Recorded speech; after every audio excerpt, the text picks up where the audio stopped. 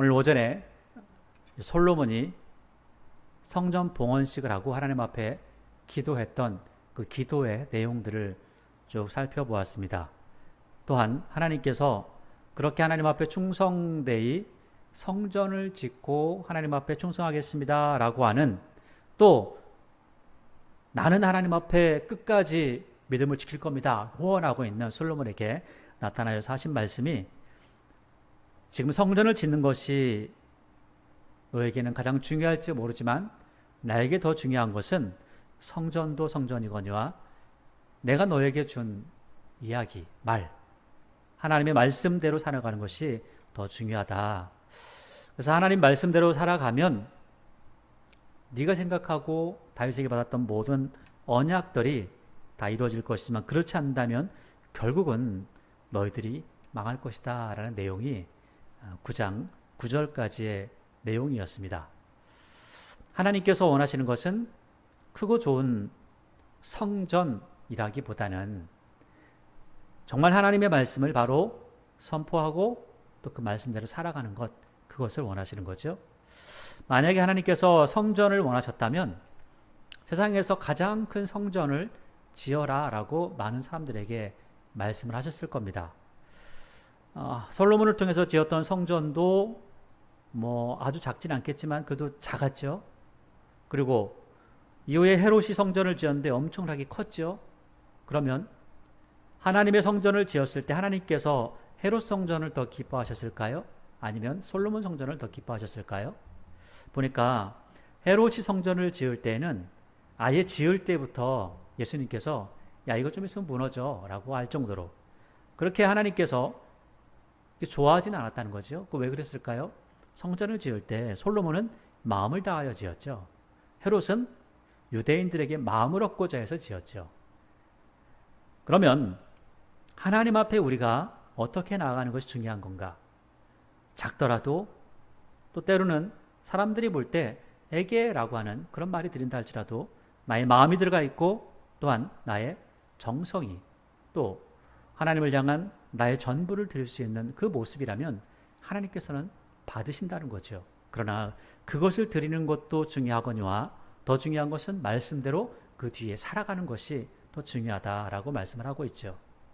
그렇게 본다면 우리가 작은 교회에서 하나님 앞에 예배 드리는 것, 이것을 많은 사람들이 부끄러워하고 때로는 작은 교회, 개척교회 힘들어 뭐해 이렇게 할 수 있지만, 그게 아니라 작은 게 중요한 게 아니라, 큰 게 중요한 것이 아니라, 크고 작은 것이 중요한 것이 아니라 하나님의 말씀대로 살아가는가, 실제로 하나님의 말씀이 제대로 선포되는가, 그리고 그 말씀대로 살아가고 있는가, 이것이 더 중요하다라는 것을 우리에게 말씀하고 있습니다. 이렇게 솔로몬에게 하나님께서 나타나셔서 말씀하시고 난 뒤에 이제 솔로몬이 어떠한 일들을 했는가에 대해서 우리에게 이야기를 하는데, 여기 중요한 건 두 가지 정도가 나옵니다. 솔로몬이 성전을 짓고 난 이후에 통치하는 것이나 또한 외교나 이런 모든 부분에서 어떻게 행했는가라는 것이고요. 또 하나는 이 솔로몬의 지혜가 세상에 퍼졌다는 겁니다. 자, 이렇게 퍼지는 가운데 결국은 솔로몬도 타락하더라라고 하는 그런 이야기가 오늘 마지막에 마무리를 짓고 있습니다.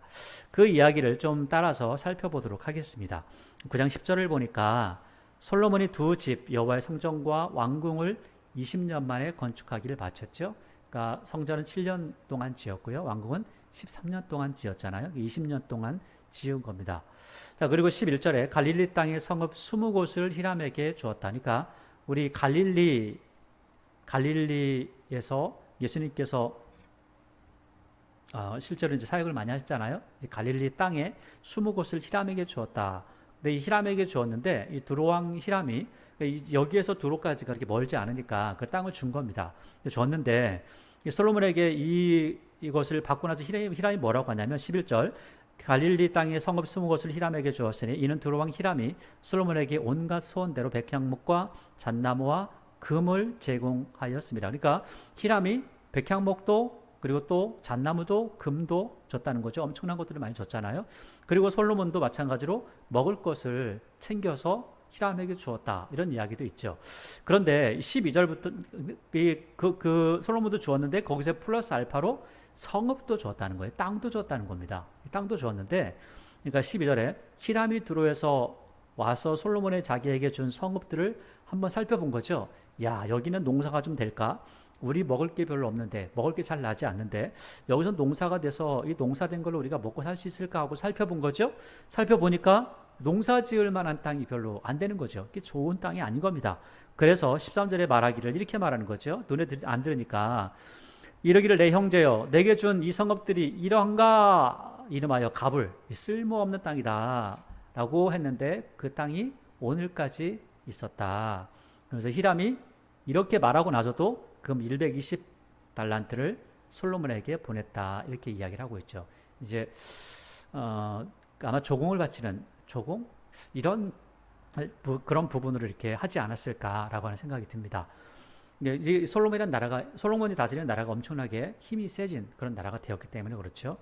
이런 걸 보면 이 솔로몬이 이 거래를 할 때 어떻게 보면 굉장히 얕게 지혜롭게 했다라고 볼 수도 있지만 또 어찌 보면 자신에게 그렇게 정성을 다했던 사람에게 너무 또 이렇게 인색하게 하지 않았는가 이런 부분도 그러다 보니까는 이스라엘은 잘 살았지만 또 사람들에게 인심을 잇는 그런 모습도 있지 않은가 그런 생각도 하게 됩니다.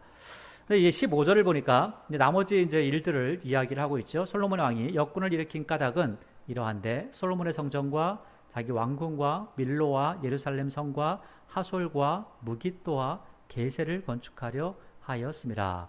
그러니까 왕궁도 건축하고 그 다음에 그 여러 길목마다 자기들의 군사 기지들을 만들고 그걸 통해서 나라를 지켜나가기 위해서 이렇게 하는 거죠. 16절 전에 예고방 바로가 올라와서 게셀을 탈취하여 불사르고 그 성읍에 사는 가나안 사람을 죽이고 그 성읍을 자기 딸 솔로몬의 아내에게 예물로 주었더니 그러니까 이제 땅이 또 생긴 거죠. 이 사람은. 그러니까 17절 솔로몬이 게셀과 아래 벳 호론을 건축하고 그러니까 여기 게셀 그다음에 벳 호론이라고 했는데 이 호론이라는 게 신이죠. 호론의 집 해가지고 이렇게 보면 뭐 좀 명확하게 그런 것들을 이야기를 하질 않는데 보니까 약간 이방신의 모습들 이제 벌써부터 이렇게 보이기 시작하는 거죠. 이방신을 섬기는 듯한 모습들이 보이기 시작합니다. 또 바알랏과 그들의 그 땅에 들어있는 다드몰과 자기에게 있는 모든 국고성과 그러니까 19절에 자기에게 있는 모든 국고성을 짓기 시작하는 겁니다. 국고성을 짓기 시작하는데 이 국고성을 어디 지었다 뭐 했다 이런 것들은 정확하게 명확하게 이야기를 하지 않지만 지금 이렇게 짓고 있다라고 하는 거예요. 이런 것도 보면 사실 이제 우리가 성경을 쭉 읽어 나갈 때 이런 부분들을 이게 이런 거구나라는 것들을 좀 알아챌 필요가 있습니다. 하나님께서 왕이 하지 말아야 될 몇 가지 일들을 이야기하죠. 그 일 중에 하나가 아내를 많이 두지 마라 이렇게 얘기합니다. 그 다음에 전쟁을 하려고 병마들을 많이 들이지 마라 이런 이야기도 하죠. 자, 그런데 이걸 보니까 지금 솔로몬이 이러한 일들을 하고 있다는 거예요. 하지 말라는 일들을 하고 있다는 거죠. 또 더 나아가서는 보니까 하나님의 말씀은 가까이 해야 되는데 하나님 말씀이 아니라 다른 신들을 가까이 하려고 하는 그러한 모습들도 점점 보이기 시작하더라는 거죠. 그래서 이 19절에 자기에게 있는 모든 국고성과 병거 성들과 마병의 성들을 건축하고 솔로몬이 또 예루살렘과 레바논과 그가 다스리는 온 땅에 건축하고자 하던 것을 다 건축했다. 그러니까 솔로몬이 건축하고 싶은 것은 다 해봤다. 그러니까 못 해본 게 없다. 그래서 솔로몬이 이렇게 이야기하잖아요. 내가 다 해봤는데 헛되더라. 그런 이야기를 하고 있습니다. 20절에 이스라엘 자손이 아닌 아모리 사람과 헷 사람과 브릿 사람과 히윗 사람과 여부스 사람 중 남아있는 모든 사람 곧 이스라엘 자손이 다 멸하지 못함으로 그 땅에 남아있는 그들의 자손들을 솔로몬이 노예로 역군을 삼아 오늘까지 이르렀으되 그러니까 지금 오늘이 언제다라고 이야기를 하지 않고 있는데 이 오늘이 아마도 왕국이 나눠진 이후에 기록한 것 같습니다. 이게 왕국이 나눠진 이후에 이렇게 이야기를 하는데 20절 다만 이스라엘 자손은 솔로몬이 노예로 삼지 아니하였으니 그들은 군사와 그 신하와 고관과 대장이며 병거와 마병의 지휘관이 됨이었더라. 그러니까 이스라엘 사람들은 더 조금 높은 위치에 놓고 그 허드렛 일을 하는 사람들은 그 이방 사람들을 갖다 이렇게 얻어낸 일을 많이 시켰다라고 하고 있죠. 그래서 24절, 23절에 솔로몬에게 일을 감독하는 우두머리 550명이 있는데 일하는 백성을 다스렸죠. 바로의 딸이 다윗성에서부터 올라와 솔로몬이 그를 위하여 건축한 궁에 이를 때에 솔로몬이 밀로를 건축하였더라. 그러니까 이제는 바로의 딸도 예전에 있던 그 조그만 허름한 데서 있는 것이 아니라 이제 궁을 지었으니까 궁에 멋진 데로 들어왔다라고 하는 것이고, 밀로라고 하는 것도 지어서 이제는 군사적으로도 또 정치적으로도 경제적으로도 모든 것들이 안정되어지는 이제 그런 상황들이 오는 겁니다. 이렇게 안정되어지면 하나님 앞에 예물 드리는 것이 참, 하나님 앞에 예배 드리는 것이 늘 집중되어지고 하나님의 이름을 높이는 것이 최고의 그 우선순위가 되어야 될 텐데, 그러지 못한 모습을 이제 이야기하기 시작합니다. 25절에 솔로몬이 여호와를 위하여 쌓은 제단 위에 해마다 3번씩 번제와 감사의 제물을 드리고 또 여호와 앞에 있는 제단에 분향하니라. 이에 성전 짓는 일을 마치니라. 그러니까 지금 여기까지가 25절까지가 어떤 이야기죠? 성전, 그러니까 왕궁 짓고 또 성전까지 또 조금씩 손보고 하는 그런 모습들이 있었나 봐요. 그러니까 지금 성전을 갔다가 왕궁을 갔다가 성전을 갔다가 이런 식으로 이야기를 하고 있습니다. 26절에 솔로몬 왕이 에돔 땅 홍해 물가의 엘롯 근처 에시오 게벨에서 배들을 지은지라. 히람이, 지금 에시온 게벨이라는 곳은 이스라엘의 굉장한 휴양소입니다. 여기 가서 사람들이 엄청나게 많은 사람들이 쉬고 있죠. 물놀이도 하고요. 바다인데 27절 물이 굉장히 깨끗합니다. 27절 히람이 자기 종 곧 바다에 익숙한 사공들을 솔로몬의 종과 함께 그 배로 보내매 그들이 오벨에 이르러 거기서 금 420달란트를 얻고 솔로몬 아에게로 가져왔더라. 그러니까 참 히람이 솔로몬에게 엄청나게 잘하고 있음 계속해서 보여주고 있죠. 그런데 히람에게 솔로몬이 그렇게 잘해준 건 많지는 않은 것 같아요. 어쨌든 이제 이렇게 하고 나서 이 10장에는 이 솔로몬의 지혜가 얼마나 큰가 이것을 이야기를 하고 있는데 10장 1절을 보니까 스바의 여왕이 여호와의 이름으로 말미암은 솔로몬의 명성을 듣고 와서 어려운 문제로 그를 시험하고자 하여. 자, 그러니까 스바 여왕이 솔로몬의 명성을 듣고 와서 시험을 하는데 어려운 문제로 합니다. 그러니까 스바 여왕도 미련한 사람은 아니었다는 거죠. 미련한 사람이 아니었는데 미련한 사람이 아닌 이 사람이 가장 가지고 싶은 게 뭘까요? 그러니까 실제로 여러분 그 가계도를 보면 이 가계도에 그 사람들이 그 조상들을 쭉 따라 올라가잖아요. 그러면 참 특이하게도 그 머리가 좋은 가문들은 밑으로 계속해서 아이들도 머리가 좋은 가문들이 많이 나오는 것을 볼 수가 있습니다. 그래서 이 여성들이 원하는 것, 또 남성들이 원하는 특별히 지혜롭고 똑똑하고 한 사람들은 그 유전자를 굉장히 중요하게 여기는 것을 보게 되죠. 그냥 보통 사람들은 그냥 보통 살아가지만 그러지 않고 조금 우수한 사람들은 유전자를 생각하고 그리고 가문을 보고 그리고 그렇게 뭐 사랑이 아닌 그 유전자를 보고 결혼을 하는 경우도 보게 됩니다. 그리고 실제로 이제 우리가 역사적으로 봐도 그렇고 실제 우리 지금 현대의 사람들을 봐도 그런데 그 부모가 뭐 다 잘나서 자녀가 잘나는 것은 아니지만 많은 경우를 보면 그 형제들이 똑똑하면 함께 똑똑하고 또 그렇지 않으면 또 다 그렇지 않은 것들을 볼 수가 있고요. 또 부모가 그 가지고 있는 유전자가 우월하면 또 자녀들에게 유전이 되어지는 이제 그런 부분들도 분명히 있습니다. 우리가 늦게 나중에 공부해서 얻는 것도 있지만 실제로 가지고 태어나는 것도 많이 있다는 거죠. 이게 일명 우리가 말하는 천재들이라고 볼 수가 있습니다. 스바 여왕이 자기가 어려운 질문을 할 정도가 된다면 본인도 똑똑하다는 거죠. 자, 본인 똑똑한데 이 똑똑한 사람이 가장 가지고 싶은 게 뭘까 생각을 해보면 어쩌면 뭐 금, 은, 동, 뭐 많은 것들을 가지고 싶겠지만 가장 가지고 싶은 것은 가장 지혜로운 아이를 아마 가지고 싶지 않았겠는가. 그래서 솔로몬뿐만 아니라 많은 사람들을 이렇게 시험하고 다니지 않았을까 이런 생각도 해보게 됩니다. 2절에 예루살렘에 이르니 수행하는 자가 심이 많고 향품과 심이 많은 금과 보석을 낙타에 실었더라. 그러니까 이 여자가 이 여왕이 굉장히 많은 것들을 가져왔다는 거죠. 그가 솔로몬에게 나와 자기 마음에 있는 것을 다 말하매. 그러니까 지금 물어보고 싶은 것, 자기가 궁금했던 것, 때로는 궁금하지는 않지만 상대방이 정말 똑똑한가를 시험해보고 싶은 것들, 이 모든 것들을 다 물어봤다는 거예요. 그러니까 3절에 솔로몬이 그가 묻는 말에 다 대답하였으니 왕이 알지 못하여 대답하지 못한 것이 하나도 없었더라. 그 보니까 참 대단하죠. 이 솔로몬이라고 하는 사람이 지금 이 시대를 본다면 지금 이 시대에는 우리가 볼 수 있는 책이 많고 또 찾아볼 수 있는 것들이 굉장히 많습니다. 그리고 역사적으로 쌓여있는 것들이 많기 때문에 그 모든 것들을 다 훑어볼 수는 없지만 그 중에서 우수한 것들을 많이 챙겨볼 수 있겠죠. 그런데 이 당시 솔로몬이 살 당시만 해도 얼마나 많은 것들을 접할 수가 있었을까 이런 생각을 해보게 됩니다. 그럼에도 불구하고 솔로몬이 대답하지 못한 게 없었다라는 것을 보면 이 굉장한 지혜가 있었던 것을 생각하게 되는 거죠. 그래서 솔로몬의 지혜에 대해서 하늘의 새나 땅의 동물들이나 또 바닷속에 있는 물속에 있는 물고기까지도 다 알았다. 이런 것을 보면 대단한 존재라는 것도 생각해 보게 됩니다. 이렇게 많은 것들을 다 경험했던 그리고 많은 것들을 알았던 솔로몬이 다 이야기를 해주죠. 다 이렇게 해주니까 4절에 스바이 왕이 솔로몬의 모든 지혜와 그 건축한 왕궁과 그 상의 식물과 그러니까 지금 그 먹는 음식들도 대단했다는 거잖아요. 그 솔로몬이 먹었던 하루의 양이 엄청나다는 것을 지난주에 말씀을 드렸습니다.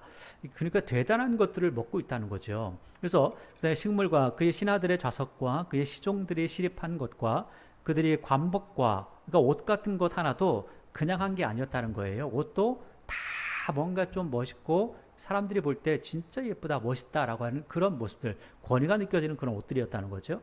술 관원들과 하다못해 술 관원들도 보고 나서 참 그래도 감동을 받은 걸 보면 대단한 거죠. 그 정도로 지금 이 스바 여왕이 많은 부분들에 지금 눈이 휘둥겨졌다는 거죠. 여호와의 성전에 올라가는 층계를 보고 하나님의 성전에 올라가는 층계까지 보고도 감동되었다는 거예요. 그러니까 지금 그 이 스바 여왕이 와서 그 눈으로 보는 모든 것들이 다른 사람들이 입은 것과 다른 사람들이 행한 것과 다른 사람들이 말하는 것과 다른 사람들이 쌓은 것과는 전혀 다른 차원의 모습들이 거기에 있더라는 거죠. 그러니까 깜짝 놀란 겁니다. 그리고 나서 감동이 되었죠. 완전히 그러니까 요새 말로 하면 아주 그냥 뿅 갔다 가는 거죠. 아주 너무 멋있는 거죠. 자, 이럴 때는 칭찬밖에 안 나오죠. 과한 칭찬이 나오는 거예요. 그래서 6절에 왕께 말하되 내가 내 나라에서 당신의 행위와 당신의 지혜에 대해서 들은 소문이 사실입니다. 소문난 잔치 잠치 없다고 볼 게 없다고 먹을 게 없다고 왔는데 진짜네요 하면서 하는 말이 7절 내가 그 말들을 믿지 아니하였는데 이제 와서 친히 보니까 내게 말한 것은 절반도 못 됩니다. 당신의 지혜와 복이 내가 들은 소문보다 더하도다. 그러니까 지금 와서 그 솔로몬의 이야기를 들은 것도 들은 거지만 들으면서 그 눈으로 보여지는 모든 것들이 대단했다는 거예요. 그러니까 우리나라 사람이 처음에 미국에 갔을 때 미국의 대통령을 보고 절을 했다는 거 아니에요. 절을 하니까는 그냥 미국 대통령이 무슨 소리냐 하면서 깜짝 놀래고 우리나라의 왕에게 잘하는 것처럼 절하니까 그 다음에 그 당시에 미국에서 불을 딱 켜니까는 그냥 기절을 했다는 거 아니에요. 이런 것을 보면 먼저 그 불 켜지는 거 밤에 깜깜한데 우리 호롱불 켜고 있는데 전기불을 딱 켜니까 밤에 깜짝 놀라더라는 거죠. 웬 도깨비불이 저렇게 들어왔냐. 자, 그런 거 한 가지만 봐도 우리나라 사람들이 미국에 가서 불 켜지는 거 그 한 가지만 봐도 세상이 달라 보이는 겁니다. 그리고 굉장한 존경심이 일어나는 거죠. 근데 솔로몬의 그 지혜의 말을 듣고도 지금 한참 존경심이 타오르려고 하는데 그 들으면서 이렇게 둘러보는데 술을 따르는 사람까지 세상에 너무 멋진 겁니다. 그걸 보면서 이 나라는 도대체 뭐 하는 나라냐 이렇게 감격을 했다는 거죠. 그러면서 당신에 대해서 들은 것이 반도 못 된다라고 이야기를 하는 거죠. 그러면서 8절에 복되도다 당신의 사람들이여 복되도다 당신의 신하들이여 항상 당신 앞에 서서 당신의 지혜를 들음이로다. 그러니까 지금 이거는요 스바 여왕이 지혜롭기 때문에 그 옆에 사람들에게 복되다고 하는 겁니다. 미련한 사람은 지혜로운 사람 옆에 있으면 골치 아픕니다. 더 고통스럽습니다. 더 힘듭니다. 근데 스바 여왕은 자기가 알아듣고 자기가 궁금했던 것들을 배울 수 있기에 더 행복했던 거죠. 여러분들이 혹시라도 이런 상황들이 벌어져서 지혜로운 사람 앞에 갔는데 내가 괴롭다 그러면 여러분들의 무지함을 탓하시고 빨리 돌이켜서 그 말을 알아듣기 위하여 하나 되기를 바랍니다. 괜히 거기서 들떠가지고 나는 여기하고 안 맞나 봐 하면 더 미련한 존재들과 교제할 수밖에 없다는 거죠. 오늘 스바 형이 그렇게 지혜롭게 이 솔로몬과 함께 합니다. 그리고 나서 9절에 당신의 하나님 여호와를 송축할지로다. 내가 보니까 내가 섬기는 신, 내가 뭐 하는 거 다 필요 없다. 당신의 하나님이 진짜다. 라고 이렇게 하는 거죠. 그러면서 여호와께서 당신을 기뻐하사 이스라엘의 왕이 오르셨고 여호와께서 영원히 이스라엘을 사랑하심으로 당신을 세워 왕으로 삼아 정의와 공의를 행하게 하셨도다. 그러니까 하나님께서 영원히 이스라엘 사랑하신다. 그렇기 때문에 당신 같은 사람 세운 거야. 라고 하는 거죠. 굉장한 칭찬인 거죠. 하나님께서 영원히 사랑하시기 위해서 당신 진짜 지혜롭다. 하면서 한 말이 뭐라고 하냐면 정의와 공의를 행하게 하셨다. 이거 왕이 행해야 될 행위입니다. 그것이 바로 정의를 베풀고 공의롭게 모든 사람들을 판결해야 되는 거죠. 이런 부분들이 필요하다는 겁니다. 하나님께서 이렇게 하셨다는 거예요. 10절에 이에 그가 금 120달란트와 심이 많은 향품과 보석을 왕께 드렸으니 그러니까 가져와가지고 아직 드리진 않고 제가 한번 들어보고 괜찮으면 내놓고 풀고 그렇지 않으면 가져가야지 했는데 딱 들어보니까 너무 좋은 거죠. 그래서 왕에게 드렸으니 스바의 여왕이 솔로몬 왕에게 드린 것처럼 많은 향품이 다시 오지 아니하였더라. 그러니까 이 사람이 올 때 너무 많이 가져왔다는 거예요.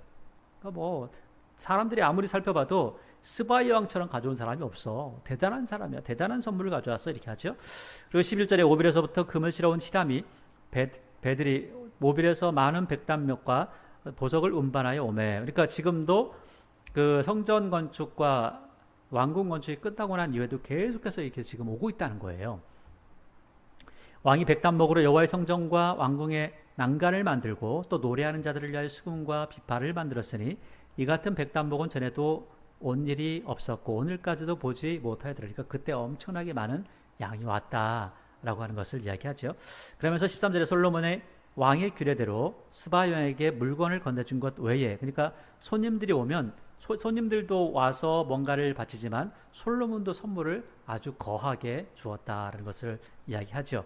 그러니까 스바 여왕이 그 물건을 준 것 외에 또 그의 소원대로 구하는 것을 주니 이에 그가 그의 신하들과 함께 본국으로 돌아갔더라. 그의 소원대로 구하는 것, 그 소원대로 구하는 게 뭐냐라고 하는 것을 우리 참 이게 어려운데 이것을 이제 나중에 쭉 보니까 이 여자가 구한 것이 자기도 지혜롭지만 자기보다 더 지혜로운 사람을 통하여서 지혜로운 자녀를 낳았으면 좋겠다라고 하는 그런 소원이 있다고 하죠. 그래서 결국 이 여자가 스바라고 하는 지금은 이제 예멘이라고 하는 그런 나라, 그 땅 쪽에 있는 나라인데 그쪽에 그 왕조가 세워졌는데 그 왕조가 결국은 이 솔로몬의 후손이었다라고 해서 그것을 인정하는 그런 사건들도 있었습니다. 그래서 이게 실제로 이렇게 이어졌다는 거죠. 이렇게 이어져서 그것까지 인정한다라는 겁니다. 그러니까 성경에서는 이렇게 알듯 모를 듯 이렇게 이야기하지만 실제로 역사적으로는 사람들이 다 인정할 만큼 그러한 모습이 있었다라는 것도 이야기를 하고 있습니다. 14절에 솔로몬이 세입금의 무게가 금 666달란트다. 666달란트를 받았다. 이거 엄청난 세입이 있었다라는 것을 이야기하는데 그 외에 또 상인들이 무역하는 객상과 아라비아의 모든 왕들과 나라의 고관들에게서도 가져온지라 솔로몬 왕이 쳐서 드린 금으로, 금이 너무 흔해가지고 그 금 가지고 방패도 만들어요.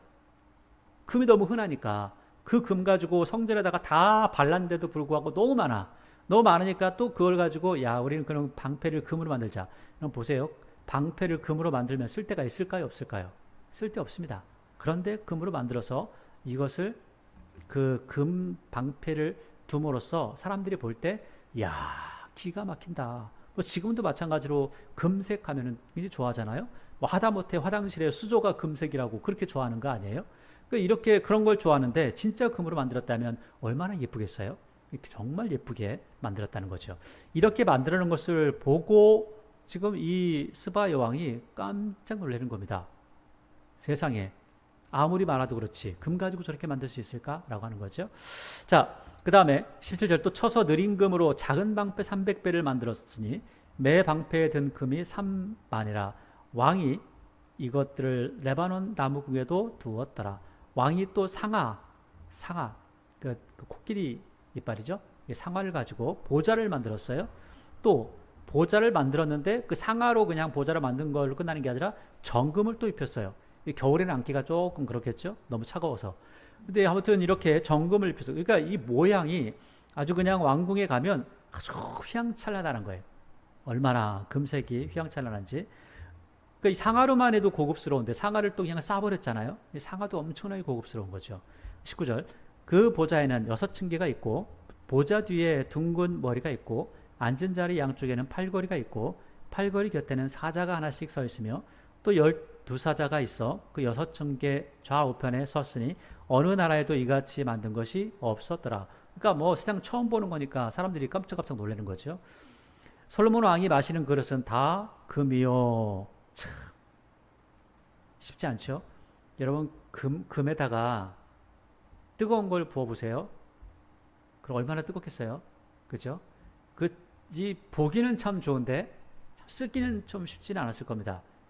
그 다음에 레바논 나무 궁의 그릇들도 다 정금이라 은 기물이 없으니 솔로몬의 시대에 은을 귀히 여기지 아니함은 왕이 바다에 다시스 배들을 두어 히람의 배와 함께 있게 하고 그 다시스 배로 3년에 한 번씩 금과 은과 상아와 원숭이와 공작을 실어왔습니다라. 세상에 볼 수 없는 것들을 거기서 다 볼 수 있게 아프리카에서 다 실어왔다는 거죠. 솔로몬 왕의 재산과 지혜가 세상의 어느 왕보다도 큰지라. 자, 그런데 이 솔로몬보다 더 지혜로운 사람이 나올 수 있을까요? 없을까요? 없습니다. 하나님께서 솔로몬 너 같은 지혜를 가진 사람은 다시는 없을 거야 라고 말씀하시니까 그 정도로 지혜로운 사람이죠. 그러니까 굉장한 지혜가 있었다는 거죠. 지금은 찾아볼 수 없는 지혜라는 거죠.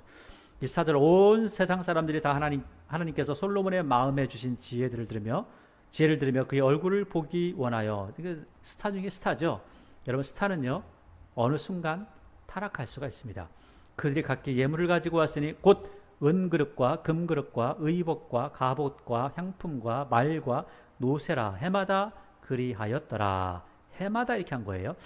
그래서 26절에 보니까 솔로몬이 병거와 마병을 모음해 병거가 1400대요. 마병이 12,000명이라.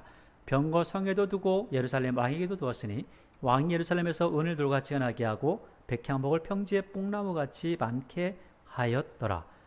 솔로몬의 말들은 애굽에서 들여왔으니 왕의 상인들이 값주고 산 것이며. 그래서 이 말들, 병거, 마병 이런 것들을 많이 사왔다고 하는 거죠. 29절 애굽에서 들여온 병거는 한 대에 은 600세겔이요 말은 한 필에 150세겔이라. 이와 같이 햇사람의 모든 왕과 아람에게 그것을 되팔기도 하였더라. 그러니까 지금 말을 들여왔다는 거죠. 근데 하나님께서는 말 사기 위해서 애굽으로 돌아가지 마라. 그 애굽에는 말이 유명했어요. 우리나라의 제주도에서 말이 유명한 것처럼 이 당시에 애굽도 말이 유명했다는 거죠. 말이 있으니까 말을 가지고 무기화했던 것도 빨리 했던 거죠. 그래서 세계를 제파하기가 쉬운 거죠.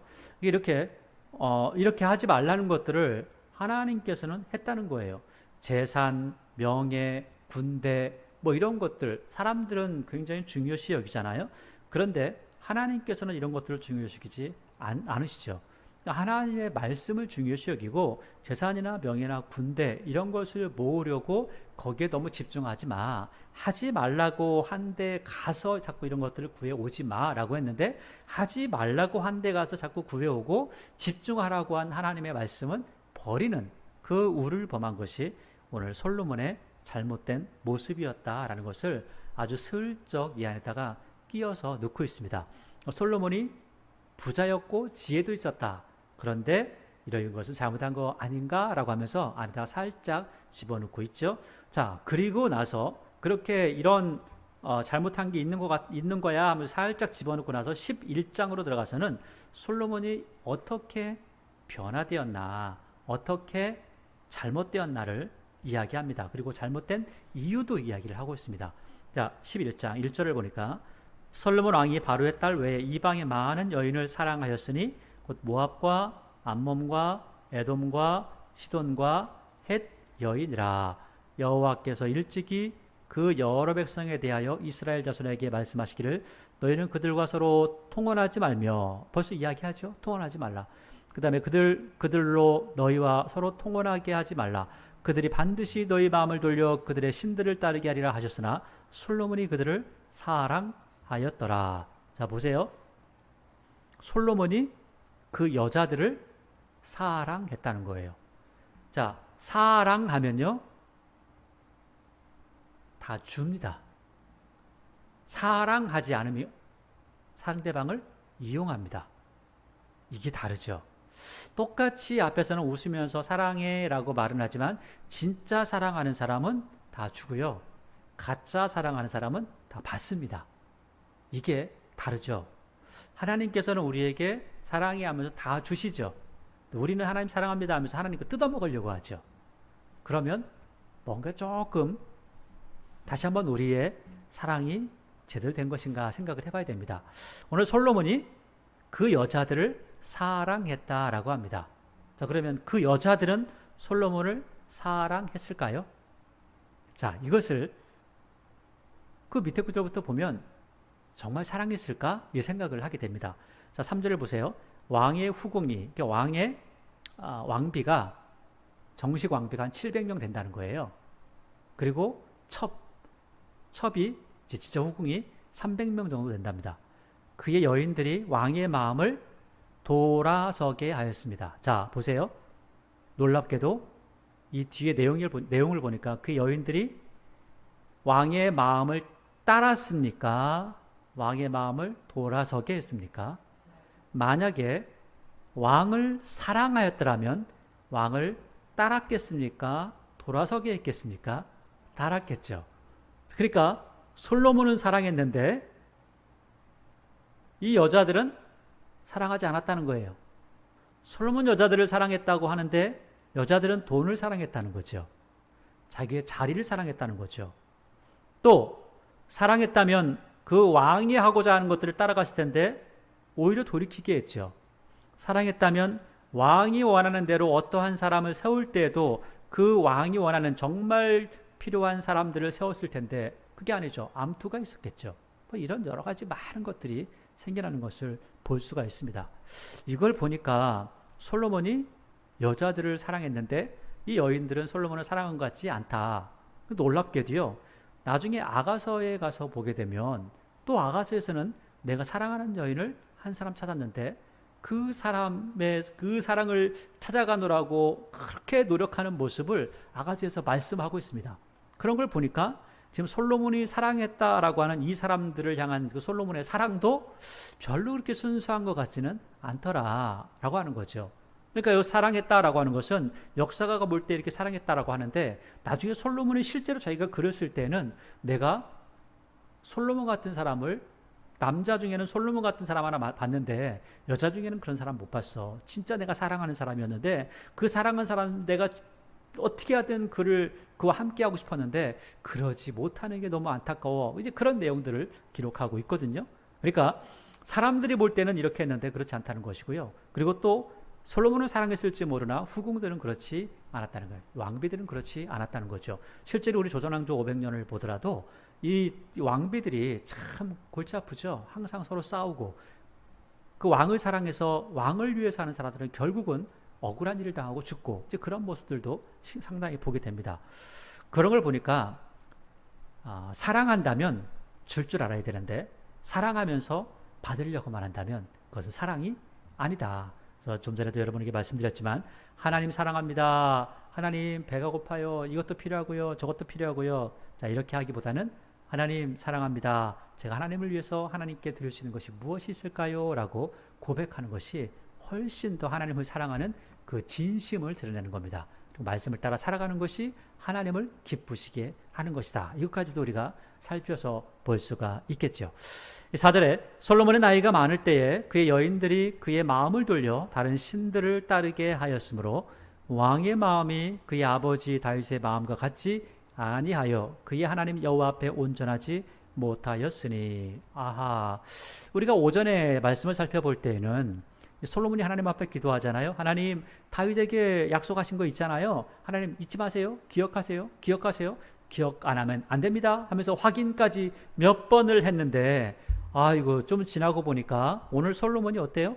이제는 그 여자들의 말에 휘둘려서 이제는 그 전에 가지고 있던 그 총명함이 다 사라져버리고 하나님을 기억하기보다는 이제는 하나님이 아닌 다른 신들을 따르는 그러한 아둔한 자로 전락하고 말았다는 것을 이야기하고 있다는 거죠. 자, 이것을 보면 이 솔로몬이 하나님을 사랑하는 마음이 약해지기도 했다 이렇게 볼 수도 있지만, 하나님보다는 자기가 할 수 있는 자기의 능력을 바라보고 하나님 없어도 자기가 할 수 있다는 그런 교만함의 마음이 들어가 있는 거죠.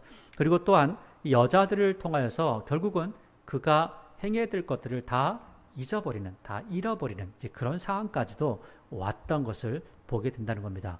결국 그 자기가 사랑했던 그 여인들에게 그 마음이 가서 하나님께로 갔던 모든 마음을 그 여인들에게 쏟아버렸죠. 그리고 그 여인들이 좋아했던 것을 해주게 되죠. 진짜 어떤 면에서는 한때는 그 여인들을 많이 사랑하긴 했나 봐요. 그 여인들을 위해서 다 자기 것을 해준 것을 보면 그런 것도 볼 수가 있습니다. 그래서 이제는 다윗의 마음과 같지 않고 하나님 앞에 연전한 마음도 없더라는 겁니다. 그러니까 하나님께서는 성전이 중요한 게 아니라 지금 너의 마음이 중요해. 성전이 중요한 것이 아니라 네가 지금 그 하나님의 지성소에 갔다 오는 그 십계명의 말씀처럼 말씀을 따르는 게 중요해 라고 하는데, 지금 솔로몬은 자기가 하나님 앞에 큰 소리 치면서 나는 지킬 건데 하나님 제대로 하세요 라고 했던 그 부분도 잊어버리고 이제는 자기는 자기의 길을 가고 있다는 거죠. 그러니까 어느 정도 하고 있냐면 5절에 이는 그걸 어떤 것을 보니까 그러냐면, 이것은 시돈 사람의 여신 아스타롯을 따르고 암몬 사람의 가증한 밀곰을 따름이라. 솔로몬이 여호와 눈앞에서 악을 행하여 그의 아버지 다윗이 여호와를 온전히 따른 같이 따르지 아니하고, 또 그 모압에 가증한 그모스를 위하여 예루살렘 앞 산에 산당도 지었고요. 암몬 자손의 가증한 몰록을 위하여 그와 같이 하였으며, 그러니까 몰록을 위하여 산당을 짓고 몰록신을 만들었다면 그 몰록신에게 제물도 드렸겠죠. 그 제물을 드릴 때 산 아기, 살아있는 아기를 갖다가 들여서 태워서 죽이는 제사도 분명히 드렸을 겁니다. 이것을 솔로몬이 비록 가서 직접 하지 않았을 수도 있지만 그의 부인이었던 사람들이 가져가서 실제로 그럴 수 있었다는 거예요. 이런 것을 보면 굉장히 무섭죠. 이게 몰록이라는 그 신당만 지었겠습니까? 거기에 신을 모시는 사제들도 다 데려왔겠죠. 굉장히 무섭습니다. 8절에 그가 또 그의 이방 여인들을 위하여 다 그와 같이, 그러니까 이방 여인들에서 다 해줬어요. 그래서 그들이 자기의 신들에게 분향하며 제사하였더라. 그러니까 지금 솔로몬이요, 여자들을 데려왔으면 그 여자들을 전도해서 하나님을 섬기게 하는 게 마땅할 텐데, 그 여자들을 전도한 것이 아니라 9절에 솔로몬이 마음을 돌려 여자들에게 전도를 당해버렸죠. 아무리 지혜가 있어도요, 신앙은 영적인 겁니다. 그래서 내가 지혜 있으니까 내가 절대로 변하지 않을 거야. 그렇지 않습니다. 사람은 변합니다. 신앙은 변할 수 있습니다. 그래서 솔로몬이 넘어가 버렸죠. 그래서 9절에 솔로몬이 자기의 마음을 돌려 이스라엘 하나님 여호와를 떠남으로. 솔로몬이 하나님 앞에 기도할 때 기도의 제목들이 있었죠. 하나님, 우리가 어려울 때 도와주십시오. 혹시 우리가 하나님을 떠나면 하나님 앞에 돌아왔을 때 용서하십시오. 그 기도 잘한 것 같아요. 나중에 돌아와서 용서를 받으니까. 그런데 여기를 보니까 아주 아마 신을 솔로몬처럼 이렇게 많이 섬겨본 사람도 없을 거예요. 엄청난 신들을 돌아가면서 섬기니까 엄청난 신들을 갖다 놓고, 여호와께서 진노하셨죠. 여호와께서 일찍이 2번이나 그에게 나타나시고 이 일에 대하여 명령하사 다른 신을 따르지 말라 하셨으나 그가 여호와의 명령을 지키지 아니하였으므로. 하나님의 명령을 지키지 않았다라는 거예요. 명령을 지키지 않으니까 어떻게 하겠어요? 하나님께서 가만두지 않겠죠. 이것도 마찬가지로 우리가 레위 26장과 신명기 28장을 보니까 이러한 내용들을 이야기하고 있어요. 물론 솔로몬이 기도할 때도 마찬가지로 이런 내용들을 그대로 적어놓고 있어요.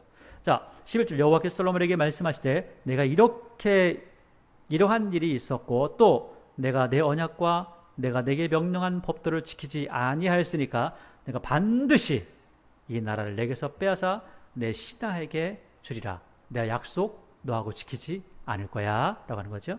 그러나 내가 너하고 약속한 것은 그렇지만 네 아버지하고 약속한 것은 있다. 그것 때문에 이것만큼은 그냥 놔둘 거야 하죠. 12절 그러나 내 아버지 다윗을 위하여 내 세대에는 이 일을 행하지 아니하고 내 아들의 손에서 빼앗으려니와 오직 내가 이 나라를 다 빼앗지 아니하고 내 종 다윗과 내가 택한 예루살렘을 위하여 한 지파를 내 아들에게 주리라 하셨더라. 자, 이렇게 한 지파를 남겨주겠다라고 하죠. 자, 근데 이 이야기를 쭉 하고 나서 14절부터의 내용이 참 재밌는 내용입니다. 뭐냐면 솔로몬이 이렇게 기도하죠. 하나님의 말씀을 듣지 않아서 대적에게 잡혀가면 이렇게 해주십시오. 하나님 말씀 듣지 않고 대적들이 쳐들어와서 하나님 앞에 회개하면 하나님 이렇게 해주십시오 라고 하잖아요. 하나님 말씀 듣지 않으니까 바로 뭐가 오기 시작하냐면 시련이 닥쳐오는데 14절 여호와께서 에돔 사람 하닷을 일으켜 솔로몬에게 대적이 되게 하시니 솔로몬이 하나님을 잘 섬기고 왕권을 굳건하게 잘 지켜가고 그리고 또 그 일들을 제대로 해나갈 때는 대적이 없었는데 대적이 생겨나기 시작하는 겁니다. 그가 기도했던 그대로죠. 자, 그래서 15절 전에 다윗이 에돔에 있을 때 군대 지휘관 요압이 가서 죽임을 당한 자들을 장사하고 에돔의 남자를 다 쳐 죽였는데 민간인을 학살한 거죠.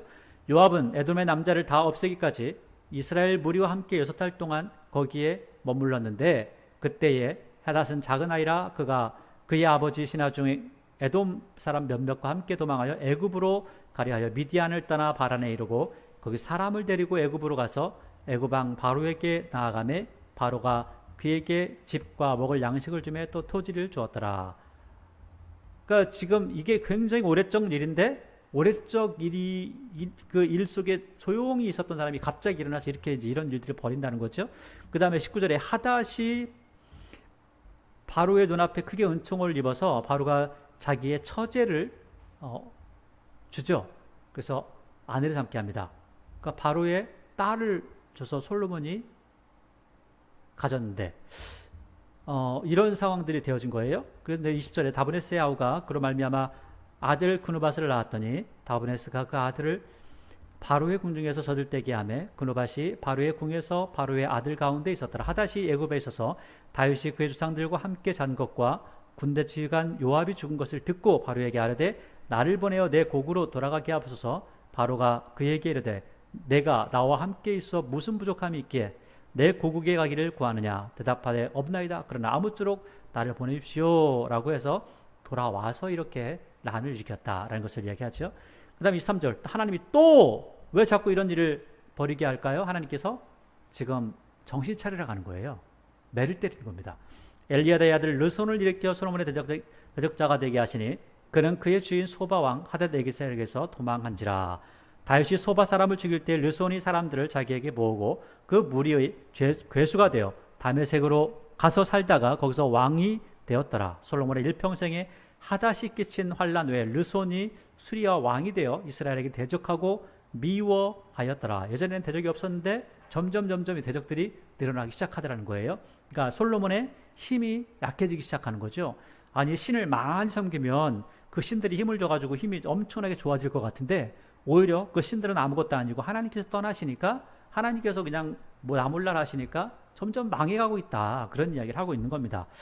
26절에 솔로몬의 신하 르밧의 아들 여로보암이 또한 손을 들어 왕을 대적하였으니 이제는 여로보암까지 그러니까 이제는 이스라엘 사람까지 이렇게 하더라라는 거죠. 반란이 일어난 거죠.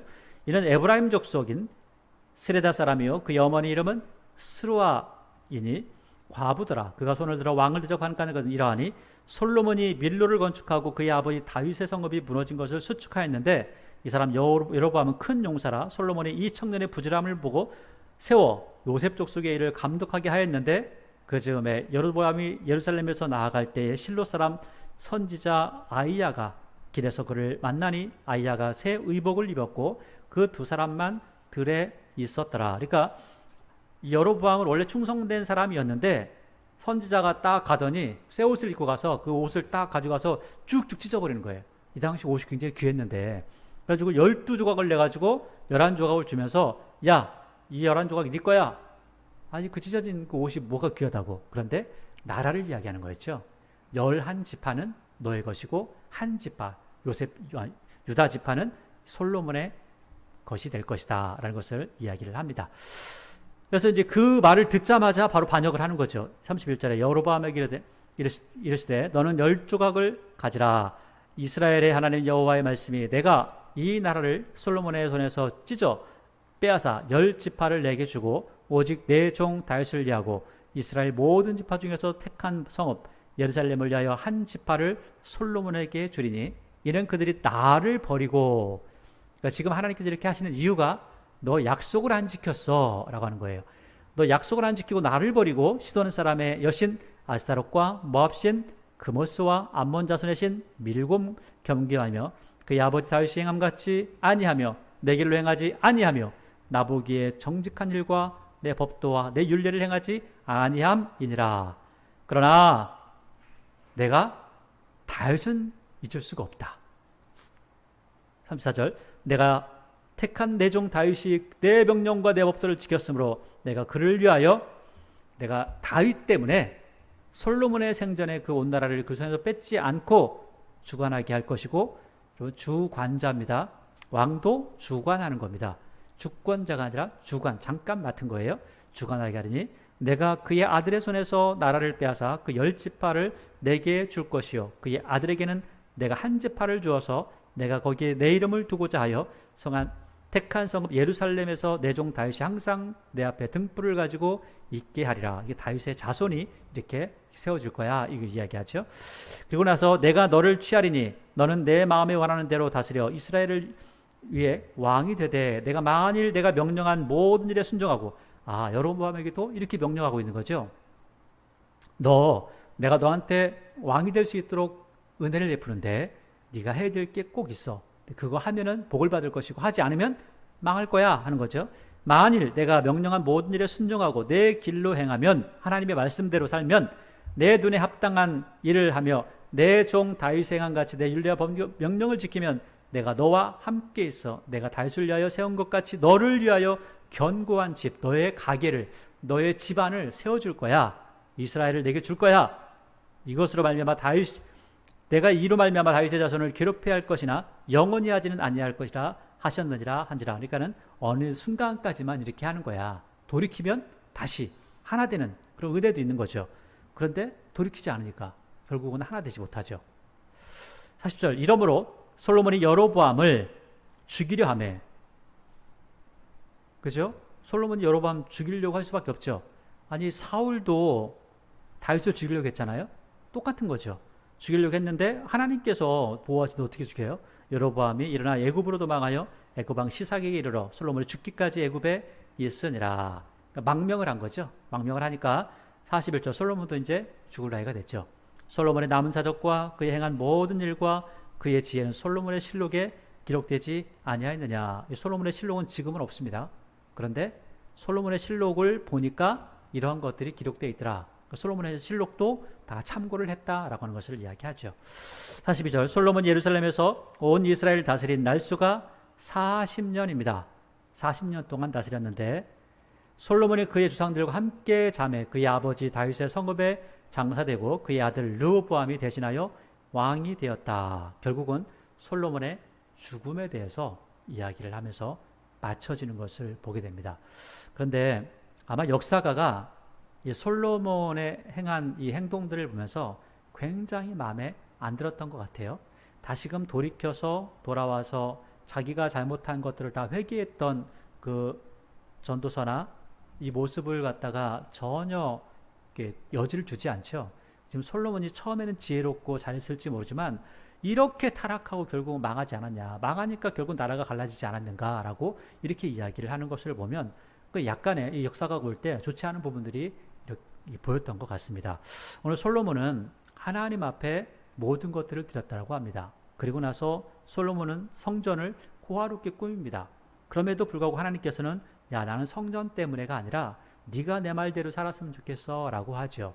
근데 엄청난 성전을 짓고 또 그리고 하나님 앞에 호언장담을 하기도 합니다. 하나님, 난 잘할 거니까 하나님이나 잘하세요 라고 하는데, 결국 보니까 하나님께서는 약속을 지키셨고 솔로몬은 약속을 못 지키더라는 거죠.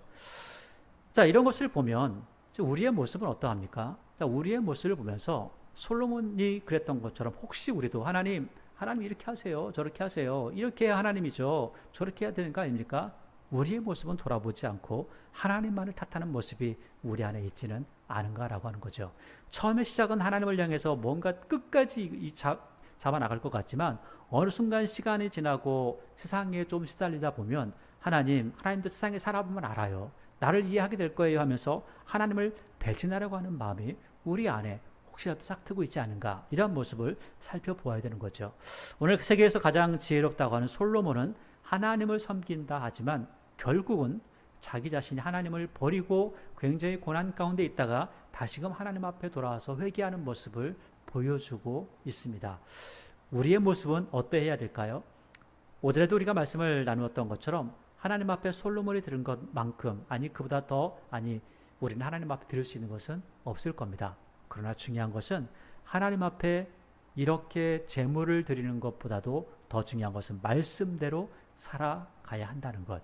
바로 오늘 마무리를 그렇게 짓고 있죠.